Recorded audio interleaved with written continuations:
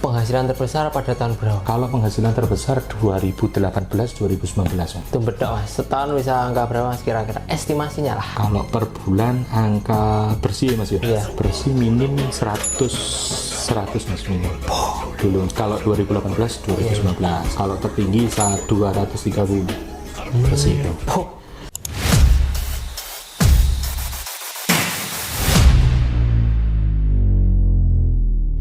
Nama lengkapnya. Ongki Handika. Udah umur berapa Mas sekarang? 32 Rp Mas. Bagaimana memulai usaha kamera ini? Kenapa kok memilih jasa penyewaan kamera, jual beli, servis dan lain-lain ketimbang jualan produk lain Mas? Itu gimana ceritanya? Nah, awalnya tahun 2014 sih kan duwe kamera Mas. Punya kamera 700D. Nah, beli 700D sama lensa action. Ikem. Ikem ya. Ya, kamera cilik GoPro nih Cino itu. Tuh daripada nganggur kan tak rental nih dari Dek Malang dulu. Terus kuliah wis mari otomatis kan di rental nih ning Blitar. Dadi berawali ya teko COD.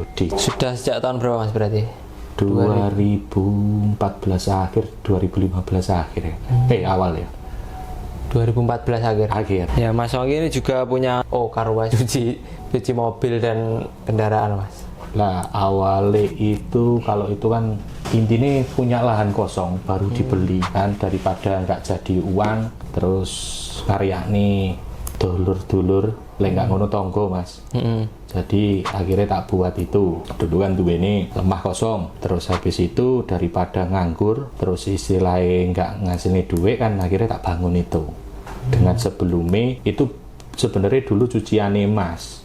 Cucian emas, tanah emas lah, baru ngono suwi 5 tahun nggak dioperasikan kan otomatis tutup kan. Lah lemahnya itu akhirnya kan dijual karo Mas, sing beli ya aku sama bapak. Nah terus akhirnya ya itu dibuka lah cucian itu sih, bukan karena prospek, aku lebih ke daripada tanah nganggur. Daripada tanah anggur ya.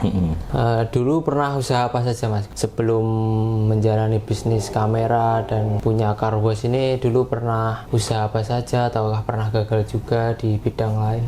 Kalau gagal sih dikatakan gagal ya tahu lah Mas. Pernah ya? Dodolane ya macam-macam, dodol rokok ya tahu. Tapi programan dari zamannya Yubul. Yubul, 10 ribuan itu Mas dulu. Benar. Iku terus bareng ngono bakulan es, tapi yo keliling dulu.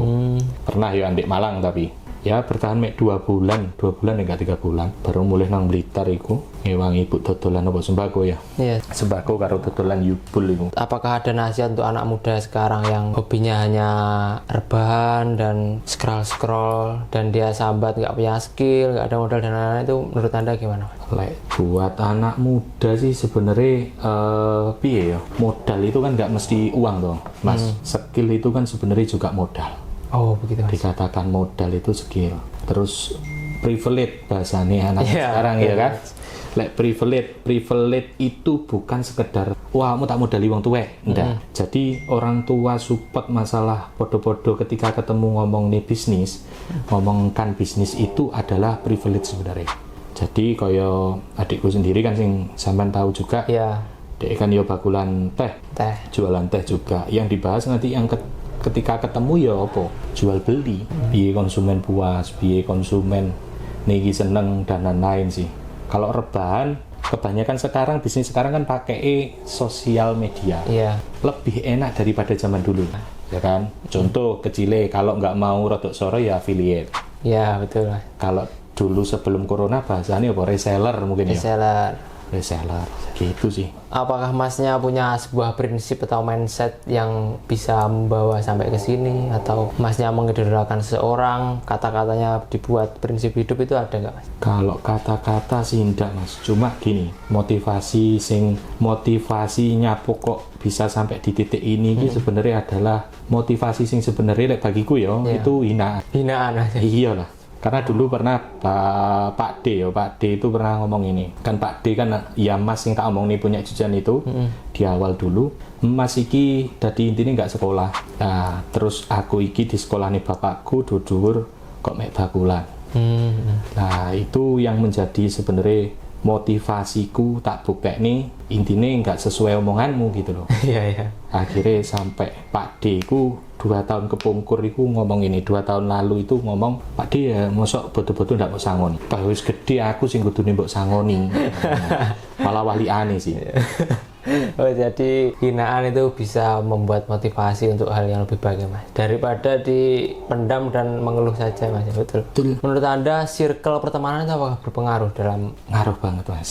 Ngaruh banget kalau circle itu. Karena circlemu itu kan menentukan, lek bahasane ning online kan menentukan kesuksesanmu. Contoh koyo aku biasanya kumpul karo bakul-bakul sing diomongne apa? Jual beli kan pasti. Bagaimana karyawan iki, kendala ning karyawan atau kendala ning barang apa yang dibahas kan itu. Lah kalau kita ning tongkrongan kopi nggak mungkin kita ngomong nih bisnis. Karo konco sing contoh dia kerja karyawan atau apa ya nganggur lah istilahnya. Kan itu nanti wedine nyakiti hati atau ya apa kan gitu. Jadi intine menempatkan opo sing Dwi jak omong lah gitu. Kalau ngaruh banget. Apa Mas punya hobi untuk menunjang bisnis, Mas? Misal membaca buku atau lihat video edukasi dan lain-lain, ada nggak? Kalau video paling ya di konten-konten itu sama dicoba sih, Mas. Nah, aku lebih sering kalau ada ilmu itu biasanya tak serap dari semua orang. Jadi kayak masih seperti ini kan pengalaman di media. Sampean paham masalah kayak updatean sosmed. Kan pasti saya juga belajar. Sedangkan saya nggak bisa sosmed gitu. Contoh di TikTok. Lah otomatis saya belajar dari sampean. Setiap orang sing tak temoni intinya selalu tak ambil ilmunya. Yo istilahnya kayak wadah dikosongi lah. Gitu sih. Lebih bukan ke buku, lebih ke orangnya. Jadi sudah punya berapa cabang, Mas, sekarang? Kalau sekarang di Blitar 2, Diri 1, Nganjuk 6, Mas. 6. Untuk Mas, ini agak kepo dikit ya, Mas. Penghasilan terbesar pada tahun berapa? Kalau penghasilan terbesar 2018-2019, Mas. Itu bedok, Mas. Setahun bisa angka berapa, Mas, kira-kira? Estimasinya lah. Kalau per bulan angka bersih ya, Mas ya? Iya. Bersih minim 100 Mas minim. Dulu. Kalau 2018-2019. Kalau tertinggi 230. Bersih itu. Tapi kalau sekarang kita ngomongkan biaya, intinya bertahan aja sih. Arek-arek bayaran gitu aja sekarang. Sekarang gitu, Mas. Belajar untuk merekrut karyawan dan membuat sistem agar mudah dan bisa memimpin itu belajar dari mana, Mas, dulu? Kalau yang pertama masalah mungkin basic yo. Jurusanku dulu kan manajemen. Manajemen, Mas ya. Jurusanku biyen manajemen. Jadi secara teoriku ada, cuma kan yang saya pakai literatur itu kan perusahaan-perusahaan besar, sedangkan ini kan UMKM kan. Kan otomatis aku juga menyesuaikan tuh kudu. Kayak belajar rekrutmen, terus habis itu training, terus habis itu upgrading, terus belum lagi perputaran stok, ngatur cash flow dan lain-lain. Itu juga semua belajar ya dari mana? Dari orang sing terdekat. Contoh, aku belajar sistem penggajian atau sistem target. Itu dari temenku supervisor kolektor di Mega Finance. Dari sistem Oppo juga temenku promotor ya nek. Terus dari sales Vivo. Kan otomatis tak gabung nih endi sing cocok ning ini. Nah, jadi nggak teori lah istilahnya, dari yang pelakunya langsung tak coba-coba. Kalau strukturnya, Mas, kayak bagian kepala toko dan lain-lain itu belajarnya di mana, Mas? Ya, kalau itu otodidak sih, Mas. Otodidak. Otomatis kalau toko itu ada bagian eksekutor namanya frontliner, di atasnya ada kepala toko, nanti di atasnya lagi ada saya selaku area. Nanggung jawab kepala toko. Kalau di admin ini ada admin, di atasnya ada head admin selaku penanggung jawab. Jadi gitu. Kalau ada apa-apa kan tanya toh, Mas. Waktu saya menerjuni kamera selama bertahun-tahun ini kendalanya apa saja, Mas? Banyak lah ya namanya kendala. Ini kan biar sharing anak muda, biar tidak takut pada resiko-resiko, tapi manajemennya biar bisa gitu, Mas. Sih, Mas. Apa ya?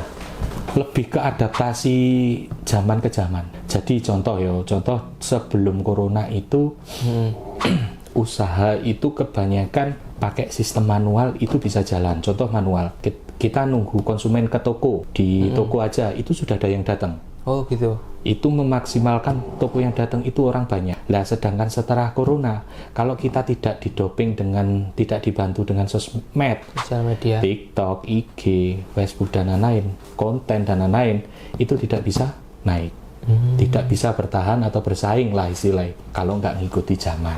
Harus terus adaptasi ya. terus adaptasi. Jangan malah menolak. Betul. Oke. Kadang sing mare males iku Mas sebenarnya. Iya.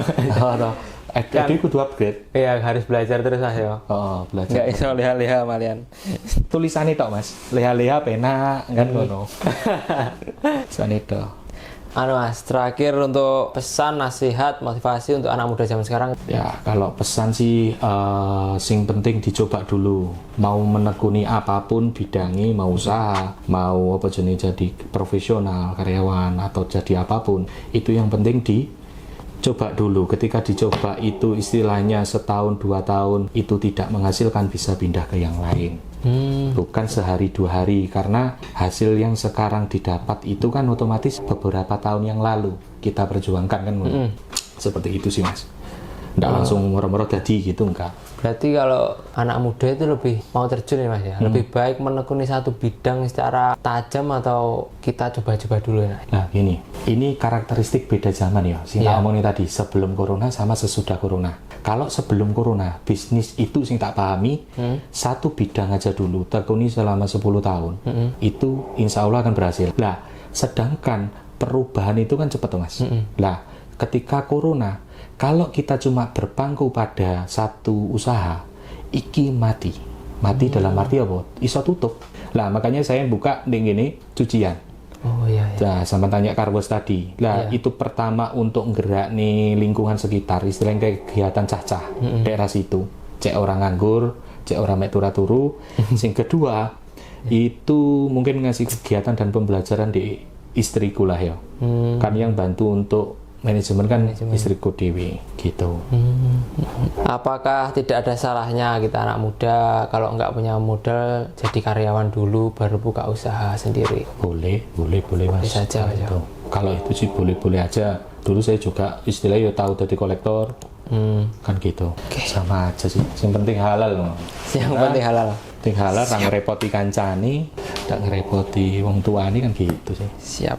Boleh. Apa yang menurut Anda membuat orang-orang sekarang ini tetap kekurangan dan mesti dalam ekonominya kurang itu? Apakah dia kurang berusaha atau mungkin kalau kurang itu kurang bersyukur paling. kurang bersyukur. Lek akeh kaya apa lho kan ngono. Ndak ada takerane kan duit. Kan gitu sih. Lek ngomongnya kurang ya mungkin lek berusaha kabeh wong wis berusaha lho. Sampe dhewe contoh kan ya sudah berusaha semaksimal mungkin. Iya. Tapi lek perkara hasil lo bisa nonton. Oh gitu. Lek urung wayahe piye nih? Iya Mas. Oke Mas, cukup segitu aja Mas ya. Terima kasih banyak Mas Ongki. Kira-kira apa ada yang mau disampaikan? Ada kalau disampaikan mungkin ya itu tadi sih, arek-arek enom intinya jangan patah semangat, kabeh dijajal CI karena kesenangan setiap orang atau kesenanganmu sendiri gue nggak ngerti bidangmu di mana kan nggak tahu. Istilahnya tekuni dulu aja, setahun 2 tahun, kalau memang nggak berhasil otomatis pindah, itu aja. Aja ngobrol seneng bareng lek canom. Oh iya, jangan terlalu banyak. Lek seneng, lek sampean kerja ndak seneng piye? Iya. Tapi lek wong lanang umumnya lek oleh duit ya seneng. Oke, wis kuwi ae seneng golek duit cah berarti.